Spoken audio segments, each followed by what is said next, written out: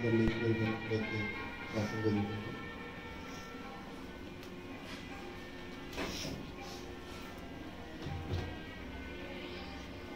మత్తయి సువార్త 12వ అధ్యాయము.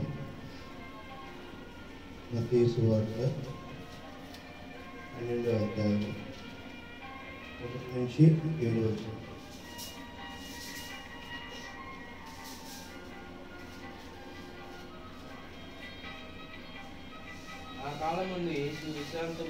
ఆ కాలమందు యేసు విశ్రాంతి దినమున పంట చేలలో పడి వెళ్ళుచుండగా ఆయన శిష్యులు ఆకలి కొని వెన్నులు తినసాగిరి.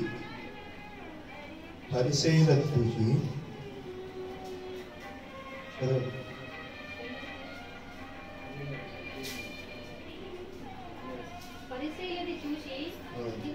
ఇదిగో విశ్రాంతి దినమున చేయకూడనిది నీ శిష్యులు చేయుచున్నారని ఆయనతో చెప్పగా ఆయన వారితో ఇట్లని తాను తనతో కూడా ఉన్నవారిని ఆకలి కొని ఉండగా దావీదు చేసిన దానిని గూర్చి మీరు చదవలేదా?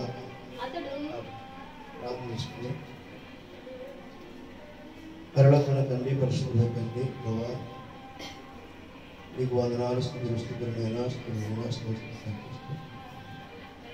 మిక్కులుగా ప్రేమించి ప్రభువా ఇదిగో ఈరోజు ఉదయకాలం ఆరాధనలో ప్రభువా మమ్మల్ని నిలబెట్టినందుకు నీకు వందనాలైనా ప్రభువా. మేము ఒట్టివారిగా ప్రభువా మీ చేతులకి ప్రభు ఈ సమయం హెచ్చరించుకుంటుగా మా హృదయంలో మీ వాక్యం ఎక్కలేనైనా మీరేం మాట్లాడుతున్నారో మాకు మేము గ్రహించుకొని ఆ యొక్క వాక్యానుసారంగా మేము జీవించేందుకు మీకు దయచేయగలుగుతారని కోరుకుంటున్నాం. మా తండ్రి సమస్తమని మీ చేతులు అప్పగించుకుంటూ మేము తగ్గించుకుంటున్నాం. మేము మీరు పొందుకోమని ప్రభు యేసుక్రీస్తునామములో అడిగి వేడుకుంటున్నాం. మా తండ్రి ఆమేన్.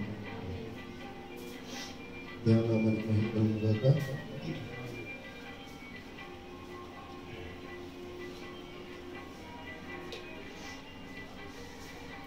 చదివిన లేఖనాన్ని చేసుకున్నాం కదా.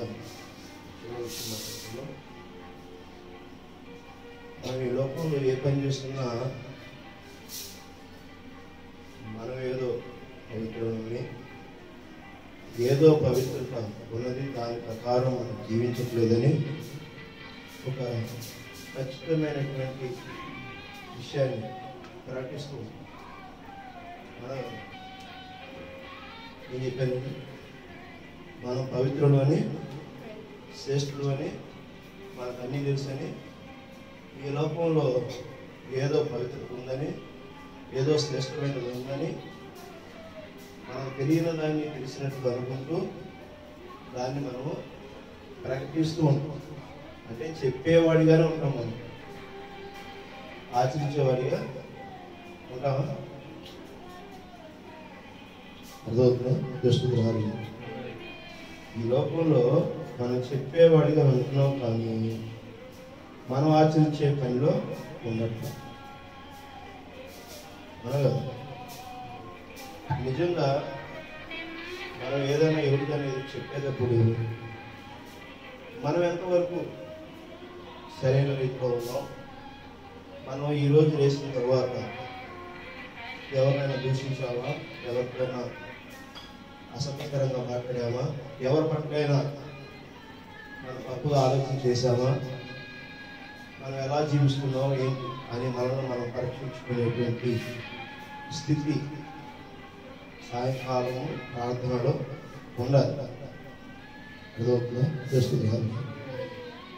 అది అవునా కాదా అని పరిశీలించుకున్నప్పుడు, నీ తప్పు నీకు తెలిసినప్పుడు ప్రభువు నామం దగ్గర ఆయన ఎదుట సాగిలు పడి, ప్రభువా నేను ఈ విషయంలో మీరు చెప్పిన విషయాన్ని కాకుండా నేను నడుచుకున్నాను అని నువ్వు సమాధానం పడినట్లయితే, ఎవరికి వారు సమాధానం పడినట్లయితే ఆయన ప్రతిరోజు నీతో మాట్లాడి నిన్ను సరిచేసి తను మాదిరిగా పరిశుద్ధుడిగా ఆయన చేయడానికి అవకాశం ఇచ్చాడు. చేస్తున్నాను నీవు అనుకునేది కాదు, కానీ దేవుడు ఏం చెప్తున్నాడు, ఈ సమస్త విశ్వంలో ఆయన వ్యాపించిన దేవుడై ఉండి ఎక్కడ ఎటువంటి తప్పు లేకుండా, ఎక్కడంటే ఒక భూమి మీదే కాదు, సమస్త విశ్వ మానవాళి కానీ విశ్వంలో కానీ మరి సృష్టిలో కానీ ఏ తప్పు లేకుండా ఆయన ఆలోచనను ఏ విధంగా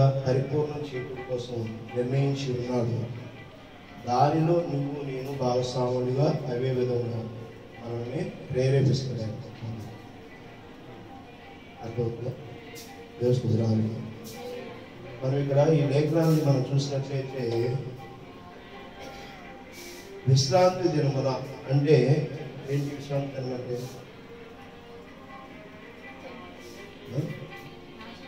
ఈ ఆదివారం ఏంటి? ఈ ఆదివారం ఏంటి?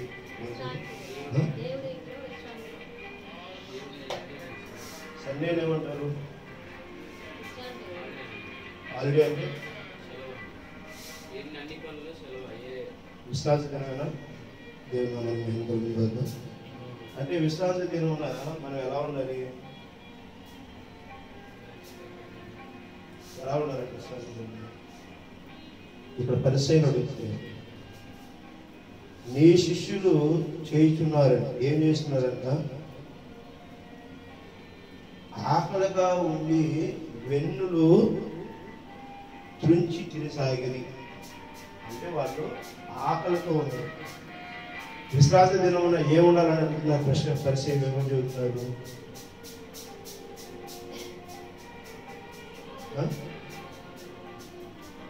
అంటే అక్కడ ఏమై విశ్రాంతి దినమున అసలు ఎలా ఉండాలి?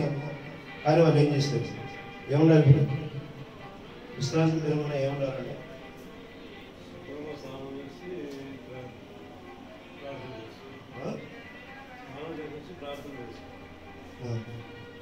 ఇప్పుడు వాళ్ళు ఆకలిలో ఉన్నారు. అసలు ఎలా ఉన్నారంటున్నారు వాళ్ళు? పరిసయ్యులు ఏమంటున్నారు? ఇదిగో విశ్రాంతి దినం చేయకూడనిది నీ శిష్యులు చేయుచున్నారని ఆయనతో చెప్పగా, ఏం చేయకూడదని? అది ఆకలి ఉన్న వాళ్ళు ఆ వెన్నులు తుంచుకొని తినకూడదు. ఏమి తినకూడదు? విశ్రాంతి దినం అంటే ఉపవాస దినము. అర్థమైందా? అది గమనించట్లేదు. ఆకలి ఉన్నారంటే అసలు ఏముండాలి? వాళ్ళు ఉపవాసం ఉండాలి. అర్థమైందా? అసలు వాళ్ళు ఏముండాలంట? ఉపవాసం ఉండాలి. ఉపవాసం అంటే ఏంటి? దేవుడు నీవు బిజీగా ఉన్నావు. బాగు అక్కడ ఏదో పెద్ద విషయం మాట్లాడుతున్నావు కదా బాగు అని పక్కన నిన్ను వచ్చి నీ పిల్లలు నీ బంధువులు ఎవరైనా అడుగుతున్నప్పుడు నేను మంచి డిస్కషన్ ఉంటే నువ్వు ఎందుకు వచ్చి బాగా మాట్లాడుతున్నావు అంటావా? అంటావా? మనం ఏదైనా పనిలో ఉంటే మనం ఫోన్ వస్తే మనం ఏం చేస్తాం? ఇలా వస్తానంటాం, నేను మళ్ళీ చేస్తాను ఆగుతాను అంటే ఇక్కడ అతను బిజీగా ఉంది. అర్థమైందా? అంటే మనం ఎవరితో బిజీగా ఉండాలి? మనం ఇప్పుడు మరి మనం ఉండే పరిస్థితిలో ఉన్నావా? చూసుకుంటాం. విశ్రాంతి దినమున ఆకలి కూడా మనల్ని డిస్టర్బ్ చేస్తుంది. ఆకలిని కూడా మనం మర్చిపోవాలి. దప్పికని మర్చిపోవాలి. మరి వేరే పనినంతా మర్చిపోవాలి. ఉపవాసం అంటే ఆ మాదిరిగా నీ దగ్గర ఉన్నవన్నీ ఆయన చెప్పటం. ఆయన అలా చేశాడు, ఈయన అలా చేశాడు, వాడికి వీడికి చెప్పొద్దు కదా. చూద్దాం లేదా? చూద్దామా? శాలేం అలా చేస్తున్నాడు, ఇలా చేస్తున్నాడు అని ఇమ్మానుయేల్ గారు వచ్చి నాకు చెప్పండి. వాళ్ళిద్దరు ఇలా చేస్తున్నారని చెప్పి సంజయ్ వచ్చి నాకు చెప్పండి. ఎవరు చెప్పాలి? నేను వచ్చి మీకు చెప్పడం కాదు. ఎవరు చెప్పాలి? దేవుడు చెప్పాలి. నీ కంటి ముందు జరుగుతున్నటువంటి ప్రతి విషయం, ప్రతి మాట, ప్రతి సంఘటన అన్నీ నువ్వు దేవుడి దగ్గర చెప్పాలి. అది విశ్రాంతి. వారానికి ఒక రోజు మనము శనివారము మరి విశ్రాంతి దినం ఉంటుంది. శనివారము మనం ఏం కలిగి ఉన్నాం? ఉపవాస ప్రార్థన కలిగి. ఉపవాస ప్రార్థన అంటే ఆ వారాంతరం అన్నీ జరిగేటువంటివి, ఆదివారం జరగవలసినటువంటివి, మనం ఆరాధన క్రమం కలిగి ఉన్నటువంటి, మనం ఎలా ఉండాలనుకుంటున్నాం, మన మనసుకి ఏం కావాలనుకుంటున్నాము అది మనము ఆయన దగ్గర విన్నపం పెట్టాలి. యేసుదారుని అర్థమవుతుందా? ఒక వర్క్ చేయాలంటే ఒక వర్క్ ఇప్పుడు మన ఇంటి ముందు నీళ్ళు నిలబడి ఆ నీళ్ళని పోవాలి. ఇప్పుడు అధికారులు వచ్చి దాన్ని ఏం చేస్తారు? ఈ నీళ్లు నిలబడటానికి ఎలా డ్రైనేజ్ తవ్వితే నీళ్ళు వెళ్తాయి, ఎంత లోతులో, ఎంత వెడల్పులో, ఎంత పొడవునా, ఏ విధమైనటువంటి దాన్ని చేయాలి, దానికి ఎంత మెటీరియల్ ఖర్చు అవుతుంది, దాన్ని ఎలా చేయాలి ఏంటి అనేది మొత్తం ఒక ప్రణాళిక సరిచేసుకుని ఒక నివేదిక రాసి ఈ ప్రాంతంలో ఈ సమస్య ఉంది, ఈ సమస్య పరిష్కారం కావడానికి ఈ విధమైనటువంటి ఉంటుంది, మాకు సాక్ష్యం ఉండండి పై అధికారులకి మనం రికార్డు పంపిస్తాం. అవునా కాదు? అవునా? నువ్వేమనుకుంటున్నావు ఆ విషయాన్ని మరి నీకు నాకు రాజు అయినటువంటి రారాజు ప్రభువులకు ప్రభు అయినటువంటి సర్వసృష్టికర్త దగ్గర నువ్వు ఆ విధమైనటువంటి రికార్డు పెడుతున్నావా? ఆ విధమైన నివేదికను పెడుతున్నావా?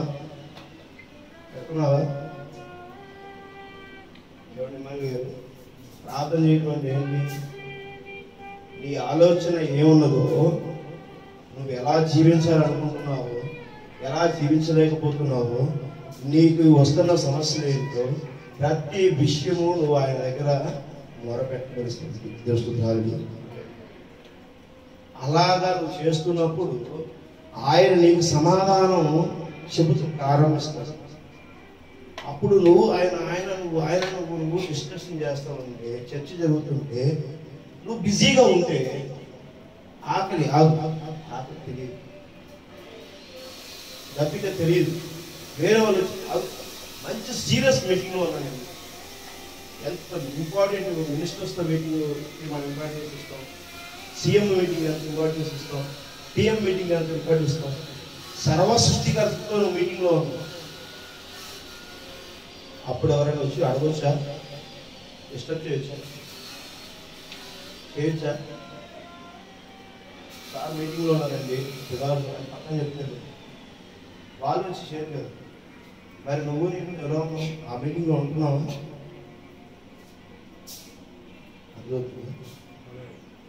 సర్వసృష్టికర్త ఒక్కడే, దేవుడు ఒక్కడే, మనిషి ఒక్కడే, నీవు ఒక్కడవే. నువ్వు ఇద్దరు ముగ్గురు ఉన్నావా? లేవే. నీవుగా ఒక్కడవే.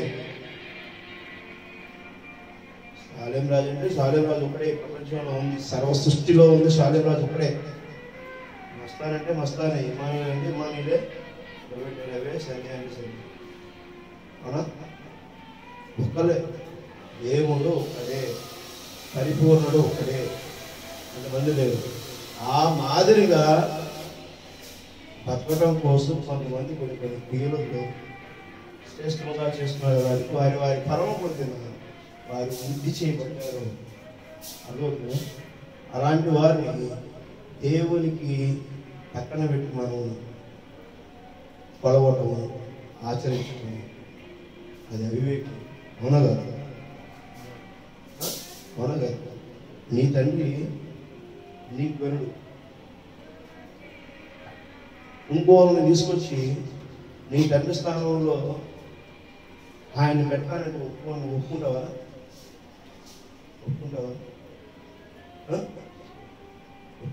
నువ్వు? కానీ నువ్వేం చేస్తున్నావు? దేవుళ్ళు ఎక్కడ దేవుడు లేదు. ఎవరైనా సరే జ్ఞానవంతులు ఎవరైనా సరే, ఎక్కడైనా ఎవరైనా, ఏ పెద్దలైనా జ్ఞానవంతులు, మరి గ్రంథాలు అభ్యసించేవారు, మరి సృష్టి రహస్యాలు తెలిసేవారు, వాళ్ళు చెప్పారు దేవుళ్ళు లేరు, దేవుడు ప్రేమ చూస్తున్నారు. తెలిసి తెలియని అజ్ఞానంతోనే అందరూ పదే రకరకాల మాట్లాడు. మరి దేవుడు ఒక్కడే అన్నప్పుడు, దేవుడు మనం వెంబడించేవారు అన్నప్పుడు, ఆ దేవుడితో మనము సరి చేసుకునే వారిగా ఉన్నావా లేదా? కనబడని అదృశ్యంలో ఉన్నటువంటి దేవుడు నీకు ఒక విషయాన్ని చెప్తాడు. నువ్వు దుర్భాషాడకూడదు, ప్రియపట్టకూడదు, అసహించకూడదు, మోసగించకూడదు. నువ్వు ఎలా ఉండాలి, నీ ప్రవర్తన ఎలా ఉండాలి, నీ జీవితం ఎలా ఉండాలి అనేటువంటిది ఎప్పటికప్పుడు నిన్ను హెచ్చరిస్తున్న వాక్యము. ఆ మాదిరిగా నువ్వు ఉండటం కోసమే కదా నీకు నాకు దేవుడు సరైనటువంటి విషయాలు తెలియపరుస్తుంది. ఆ మాదిరిగా నువ్వు రక్షణగా ఉండాలా లేదా? ఆ క్రమంలో ఉండాలా లేదా? దేవుని మరి మేము కలిగి కాదా? ఉండాలి కదా. మరి అలా ఉండకుండా నువ్వు మళ్ళీ ఏం చేస్తున్నావు? ఆయన చెప్పింది వదిలేసి మరలా నువ్వు కొత్త దాన్ని సృష్టిస్తున్నావు.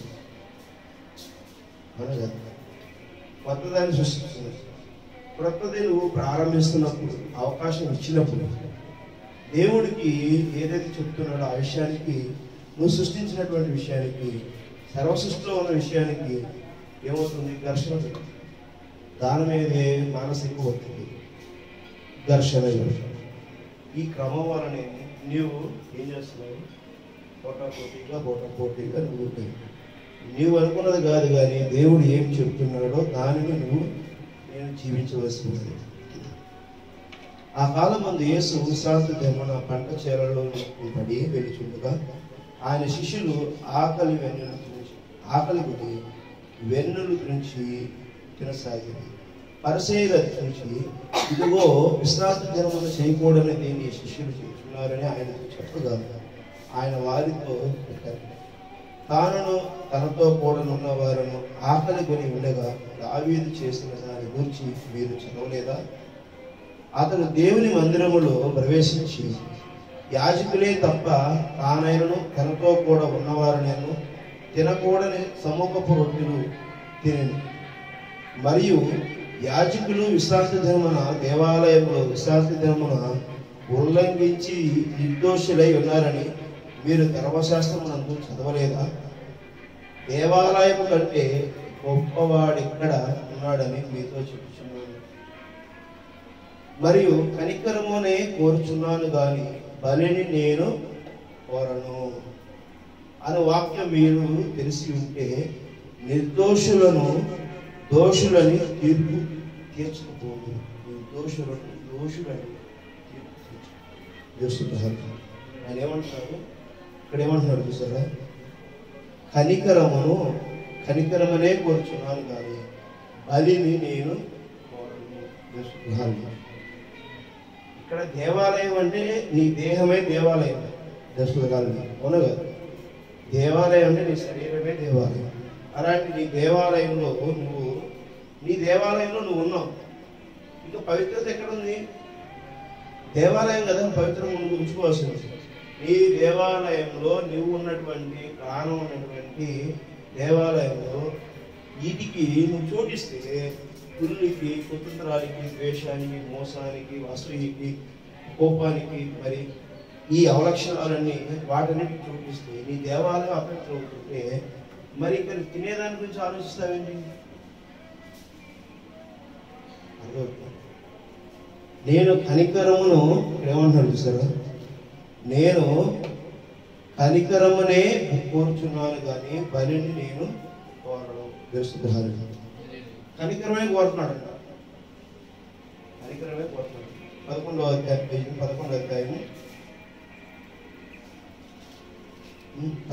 10వ అధ్యాయము 34వ వచనం. నేను ఈ భూమి మీదకి సమాధానమును పంపటకు తలంచుకుడి. ఖడ్గమునే గాని సమాధానమును పంపుటకు నేను రాలేదు. ఈ భూమి మీదకి నేను సమాధానం తీసుకొస్తానికి వచ్చాననుకుంటున్నారేమో మీరు. నేను సమాధానం తీసుకురావడానికి రాలేదు. అక్కడైనా కనికరమును కోరుచున్నాను అంటున్నాడు. ఇక్కడైనా నేను సమాధానానికి కోసం రాలేదంటున్నాడు. దేన్ని నువ్వు మరి సరి చేసుకోవాల్సింది? ఎలాంటి సమాధానాన్ని తీసుకురాలేదంటున్నాడు చూడండి. 35వ వచనం. ఒక మనిషినికి వారి తండ్రికి కుమార్తెకును ఆమె తల్లికిని కోడలికిని ఆమె అత్తకును విరోధం పెట్టవచ్చుని. అర్థమైందా? అత్తకి కోడలకంట, తండ్రికి కొడుకు కంట, ఒక మనిషికి తండ్రి కంట మరి పెట్టొచ్చారంట. తర్వాత ఒక మనిషిని ఇంటి వారే అతనికి శత్రువులు ఒగుదురు. తండ్రినైనను తల్లినైనను నాకంటే ఎక్కువగా ప్రేమించేవాడు నాకు పాత్రుడు కాడు. కుమారునైనా కుమార్తెనైనా నాకంటే ఎక్కువగా ప్రేమించేవాడు నాకు పాత్రుడు కాడు. తన సిలువును ఎత్తుకుని నన్ను వెంబడింపువాడు నాకు పాత్రుడు కాడు. తన సిలువును ఎత్తుకుని నన్ను వెంబడించేవాడు నాకు పాత్రుడు కాడు. ఎలాంటి వాడు ఆయన పాత్రుడు అంట? తన ప్రాణమును దక్కించుకున్నవాడు దానిని పోగొట్టుకును కానీ నా నిమిత్తము తన ప్రాణము పోగొట్టుకున్నవాడు దానిని దక్కించుకును. ఆయన నిమిత్తము, ఆయన సిలువును, ఆయన కాడిను, ఆయన ఆలోచనను, ఆయన యొక్క స్వభావమును, ఆయన యొక్క రాజస్యమును, ఆయన యొక్క తీర్పును, ఆయన యొక్క గుణగణాలను నువ్వు ఎత్తుకుని నడిస్తే అప్పుడేమన్నాడు ఆయన? గమనించండి. తన ప్రాణమును పోగొట్టుకున్నవాడు దక్కించుకును. ఎవరు? నా నిమిత్తము తన ప్రాణం పోగొట్టుకోనంటాడు. అక్కడైనా కనికరం కోరుతానంటున్నాడు. ఇక్కడైనా నా నిమిత్తము కనుక ఆయన ప్రాణాన్ని పెట్టడానికైనా సరే నిలబెడితే ఏమవుతాడంట? ఏమవుతాడంట? రక్షకుడయ్యాడు. ఆమె అదవుతుందా? ప్రవీణ యేసు క్రీస్తు ఆ తండ్రి చెప్పినటువంటి విషయాన్ని బలపరిచే విధముగా నిలిచి ఉండటం వలన ఏంటంటే ఆ తండ్రి చెప్పినటువంటి విషయాలను ఆయన ఈ లోకములో బలపరిచే విధముగా, సువార్త చెప్పే విధముగా మరి నిలిచి ఉండటం వలన ఏంటంటే ఆయన ఆలోచన, సర్వ సృష్టి యొక్క ఆలోచన, ఆయన సృష్టికర్త ఏదైతే చెప్తున్నాడో, ఆ సంపూర్ణుడు ఏమైతే చెప్తున్నాడో ఆ విషయాలను ఈ లోకములో బయలుపాటు చేశాడు. కానీ ప్రవీణ యేసుక్రీస్తు తన యొక్క సొంత ఆలోచనలు, సొంత మార్గాలు, సొంత ప్రవర్తన ఎక్కడా లేదు. ఆమె అదవుతుందా? అందుకనే ఆయన మాదిరిగా ఆయన తనలో నుంచి కనపరచబడినందుకు సర్వ రక్షకుడైంది. ఆ మాదిరిగానే ఆయనను కనపరిచిన విధంగా జీవించమని చెప్తున్నాడు. కానీ నీ స్వభావము, నీ ఆలోచన అదవుతుందా? నన్ను అన్నారు, నన్ను చేశారు, నన్ను దూషించారు, నేనంటే నువ్వెవరివి? నీలో క్రీస్తున్నాడు అని నువ్వు నమ్ముతున్నావు. నేను క్రీస్తుకి ముద్రించబడిన వాడినని నువ్వు తీర్మానం చేసుకున్నప్పుడు క్రీస్తు మాదిరి జీవితంలో నువ్వు జీవించవలసింది. ఏ విషయంలో అయినా సరే క్రీస్తు ఏం చెప్తున్నాడో, ఆ సంపూర్ణత ఏమవుతుందో, ఆయన ఏ కనికరమును నీకు నాకు ఇచ్చాడో, ఏ సమాధానం ఇచ్చాడో, ఈ లోకంలో ప్రతి దానితోనూ మనకి ఘర్షణ ఉంది. ఏమంటున్నాడు? ఈ లోకంలో తండ్రి కొడుకుల మధ్య ఘర్షణ ఉంది, శత్రుత్వం. అత్తకి కోడల మధ్య ఉంది, కూతురికి తండ్రి దగ్గర ఉంది, అన్న చెల్లెళ్ళకు ఉంది, బంధువులకు ఉంది, అందరికీ ఉందని చెప్తున్నాడు. నీ శరీరానికి నీకే ఘర్షణ ఉంది. ఆమె శత్రుత్వం, దానిని నువ్వు పవిత్రపరచుకోవాలి. నువ్వు అది కనపరచబడినప్పుడు నిజంగా దేవునికి సారూప్యంగా జీవించిన యేసు క్రీస్తు మీదే ఈ లోకము ఏం చేసింది? రాళ్ళు తీసుకుని కొట్టింది, ఉమ్మి వేసింది, సిలువుకు అప్పగింపబడింది, ముళ్ళ కిరీటం పెట్టింది, దైవ దూషణ చేసింది. అర్థమవుతుందా? ఈ లోకంలో ఏదో ఉందని చెప్పేసరి నువ్వు ప్రేమించటము వ్యర్థము. నీ శరీరము ఆయనను కొనియాడే విధముగా, ఆయనతో ప్రార్థనతో ఏకీభవించే విధంగా శక్తిని కలిగి ఉండడానికి ఆహార దప్పికను నువ్వు మరి తీసుకున్న రోజు తీసుకుని విశ్రాంతి దినమున ఆయనతో ఏకీభవించేవాడిగా ఉండవని ఈ యొక్క వాక్యం నిన్ను హెచ్చరిస్తున్నటువంటి విషయం చేస్తున్నారు. అర్థమవుతుందా? నువ్వు ఎప్పుడైతే దేవుడితో మరి సఖ్యతగా ఏకీభవిస్తూ ఉంటావో దేవుడు నీతో నాతో స్వయంగా మాట్లాడేవాడే ఉన్నాడు. నా ఆలోచన నీ ఆలోచన కాదు. ఇక్కడ నాకు నచ్చిన నేను చెప్పట్లా. ఆయన ఏం చెబుతున్నాడో నేను ఆ విషయాన్ని మీకు చెప్తున్నాను. ఆయన ఏం చెప్తున్నాడో, ఎలా నడమంటున్నాడో నేను మీకు చెప్పిన మాదిరిగా మీరు ఆ విధముగానే జీవించవలసింది. మీరు ఆ విధమైన ఆ మంచి స్వార్థనే ప్రయత్నించవలసింది. ఆ విధముగానే మీరు జీవించవలసిన, ఆ విధమైనటువంటి పరిపూర్ణత మీరు ఉండాలనేటువంటిది నీకు నాకు ఈ నిబంధన పరిశుద్ధ గ్రంథమును కొత్త నిబంధన పాత నిబంధన మన మధ్య దేవుడు ఇచ్చాడు. దాన్ని మనం ఏ రోజు కాదు తరిచి చూసి మనసారా హృదయానుసారం నేను ఆ మాదిరిగా జీవిస్తే ఎంతో శ్రేష్టమైనటువంటి జీవితంలో నువ్వు ఉంటావు. దేవుని కనపరుస్తున్నావు, దేవుని నామాన్ని కనపరుస్తున్నావు, దేవుని శ్రేష్టతను కనపరుస్తున్నావు, దేవుని నిమిత్తం జీవిస్తున్నావు. కాబట్టి తన ప్రాణమును పోగొట్టుకునేవాడు ఆ మాదిరిగా ఆయన నిమిత్తము నీ ప్రాణము పోతే, ఆయన నిమిత్తం నువ్వు అవమానపడితే, ఆయన నిమిత్తం నువ్వు ఘర్షణకు గురైతే, ఆయన నిమిత్తం ఆ ఘర్షణలో నువ్వు అపజయపాలైతే నిన్ను దెయ్యం వైపు నడిపించేదాయనే, నిన్ను ప్రతి సమస్య నుంచి ఉట్టివేసేదాయని, నిన్ను ఈ సర్వసృష్టికి వారసుడిగా నిలబెట్టేదాయని ఆమె. అర్థమవుతుందా? ఈ లోకంలో ఉన్న వాటి కోసం ప్రయాసపడుతుంది. యావత్ నీ కలిగిన చింతన నా దగ్గర ఉంచమని చెప్తుంది అందుకే ఆమె. అర్థమవుతుందా? నీవు నేను ఆ మాదిరిగా జీవించలేనటువంటి జీవితంతో ఉండి మనం ఈ బైబిల్ పట్టుకొని ఆదివారం వచ్చి ఏదో మాట్లాడుకుని వెళితే చాలా కష్టం. దేవస్థుతులు మరి ప్రభుపేరిట నీకు నాకు మాట్లాడినటువంటి విషయాలు సూచిగా దేవుడు మీతో నాతో మాట్లాడాలని నేను నమ్ముతున్నాను. మరి ఈ చిన్న మన వర్తమానాన్ని మరి ఈ రోజుతో మరి ముగిస్తాను. మరి దేవుని చిత్తమైతే మరి ఆ సాయంత్రము కూడికలు కలుద్దాం, లేదా రేపు కూడా కూడికలు కలుద్దాం. దేవుని నామానికి అనుకూలంగా మరి ఈరోజు ఆదివారం కొన్ని మరి లోక సంబంధమైనటువంటి కార్యాలు అది కొన్ని ఉండటం వలన మనం కొన్ని పనులకి వెళ్ళవలసి ఉంది. కాబట్టి మరి వర్తమానము వాక్యము తక్కువ కాలం అనేది మనం చెప్పుకుంటున్నాం. ప్రభుత్వం మరి చిత్తమైతే ఈ వారం ప్రత్యేక కోడికలు కూడా కలిగి ఉంటుంది. బుధవారం ప్రత్యేక కోడికలు, మంగళవారం కూడా ప్రత్యేక కోడికలు కలిగి ఉంది. మరి మంగళ బుధవారాలు ప్రత్యేక కోడికలు సాయంత్రం పూట 7 గంటలకు ప్రారంభిద్దాం. మరి సాయంత్రం 7 గంటలకు ప్రత్యేక కోడికల్లో మరి దేవుని చిత్తము ఏవైతే ఉంటుందో అవి నామంలో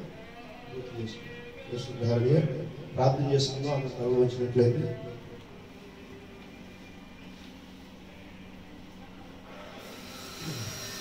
తండ్రి పరిశుభ్రమైన మీకు వందనాలు చెల్లించుకున్నాం తండ్రి. మీ కాపుదల భద్రపరిచి దీవించి ప్రభావం నడిపించి వెళ్తారని కోరుకుంటున్నాం తండ్రి. ఎటువంటి సాధారణ శక్తి మా మీద ప్రవాహం దీవించండి ప్రభావ.